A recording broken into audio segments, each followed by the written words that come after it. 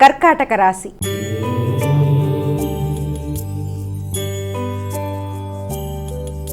అమ్మ, కర్కాటక రాశి వారికి ఎలా ఉంది ఈరోజు?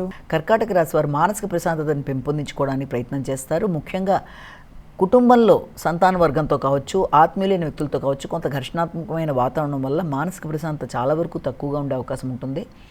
వారి ఆలోచనలు మీ ఆలోచనలకి సరిపడా ఉండకపోవడం వల్ల, అలాగే వారి యొక్క విధానాలు మీరు అనుకున్న విధంగా ముందుకు వెళ్ళకపోవడం వల్ల అటు ఆత్మీయులతోనైనా ప్రియమైన వ్యక్తులతోనైనా ఘర్షణలకి దారితీసే అవకాశం ఉంటుంది. కనుక ఆ విషయంలో ఆచితూచి నిర్ణయం తీసుకోవాలి.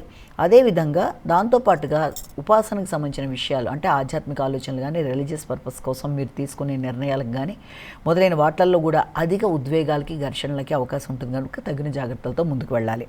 సింహరాశి.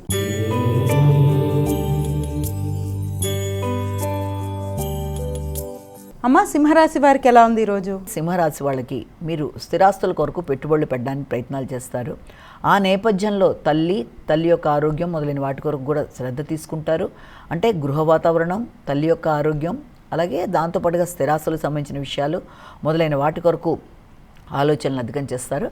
ఆ విషయంలో తగిన జాగ్రత్తలు తీసుకుంటూ వ్యక్తులతో మాట పట్టింపులు రాకుండా జాగ్రత్తగా ముందుకు వెళ్ళడానికి ప్రయత్నం చేయాలి. అంటే సోషల్ రిలేషన్స్లో ఉండే, అంటే వ్యాపార విస్తరణ కొరకు తీసుకునే నిర్ణయాల రీత్యా కావచ్చు, స్థిరాస్తులు పెంపొందించుకోవడానికి కావచ్చు, ధనాన్ని ఖర్చు పెట్టడానికి మీరు తీసుకునే నిర్ణయాల వల్ల కొన్నిసార్లు మీ వ్యక్తిగత గౌరవం కూడా తగ్గే అవకాశం ఉంటుంది. కనుక తొందరపాటు నిర్ణయాలు తీసుకోకుండా తగిన జాగ్రత్తలతో ముందుకు వెళ్ళడానికి ప్రయత్నాలు లాంటివి చేయాలి. కన్యా రాశి.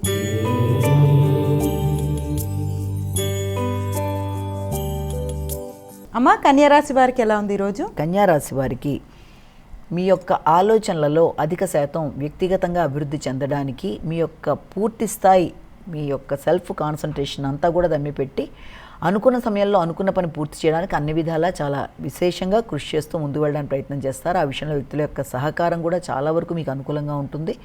ఉన్నప్పటికీ కూడా ఆత్మీయులైన వ్యక్తుల యొక్క సహకారం ఇంకా మీరు ఆశించిన స్థాయిలో లేకపోవడమనో, లేకపోతే నిర్ణయ సామర్థ్యం విషయంలోనో, కమ్యూనికేషన్ సంబంధించిన విషయంలోనో కొంత ఘర్షణాత్మకమైన వాతావరణం కూడా ఎదుర్కొనే అవకాశం ఉంటుంది.